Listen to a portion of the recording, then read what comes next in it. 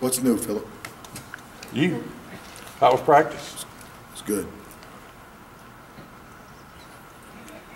They worked hard, did a nice job as we keep moving forward on Utah State and installing the game plan. They're absorbing it, and the effort's good. The want-to's there. We just got to keep working. Do you pretty much know who's going to play now? We're in the process of finalizing that, yeah, but we're repping the guys that we feel are in the rotation right now, and still finalizing things, but always evaluating performance and production. But yeah, I think we've got a pretty good sense of what we're doing as far as who we're doing it with. A lot of guys have defense by committee when they've been up here. Is there going to be more guys that you're going to rotate in this year than last year? Yeah, usually, you know, on a year, on most what you would call normal years, if there is such a thing as a normal year, you're going to play somewhere on 18 to 20 people on defense this year. And the number's going to be significantly higher than that because people have earned that.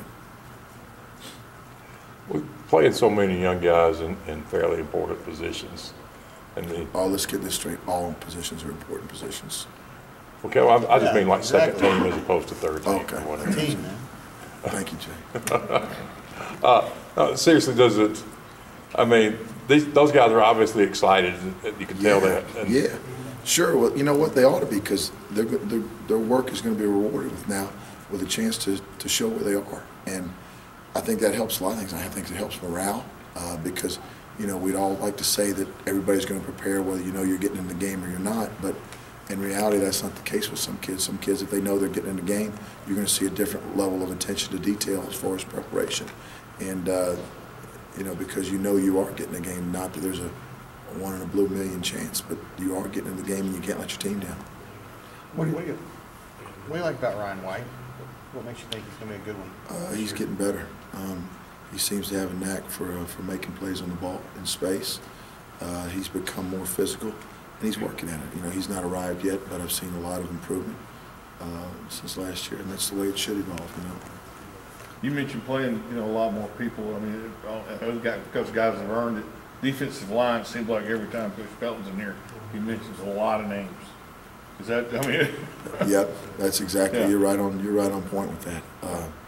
You know, we've got to keep our people fresh, and you know, you've got to develop depth, and the way you develop it is by playing people early in the ball games. If you look at what we did last year, Kenneth Carter and Jeff Whitaker were in there in the first quarter of a lot of games, and I think that helped them and helped us towards the end of the season.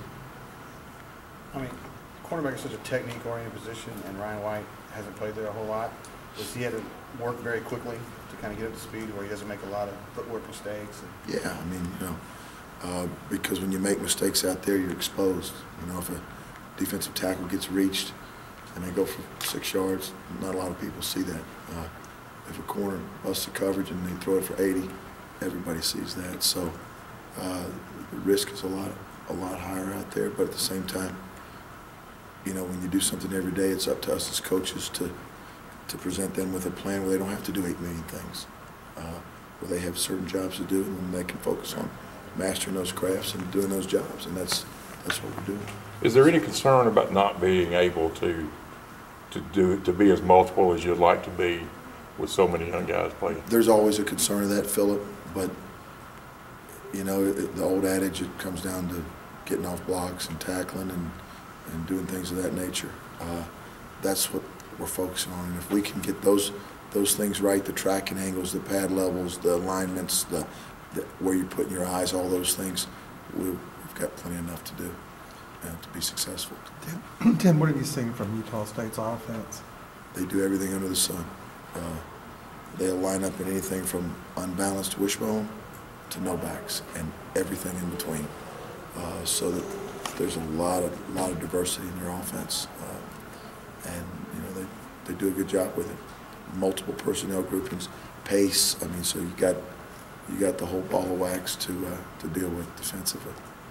Is that a tough test for very first game for some of the young guys to have to go against? You know, you're preparing for that many formations right off the bat. You know, if you had your druthers, you'd like to see the team line up in one formation, but you know, that doesn't happen much anymore. So it's a game of adjustments, and it's grown to that, and that's That's where we are. Anything else? Good. Thank y'all. Thanks, Coach. Thanks.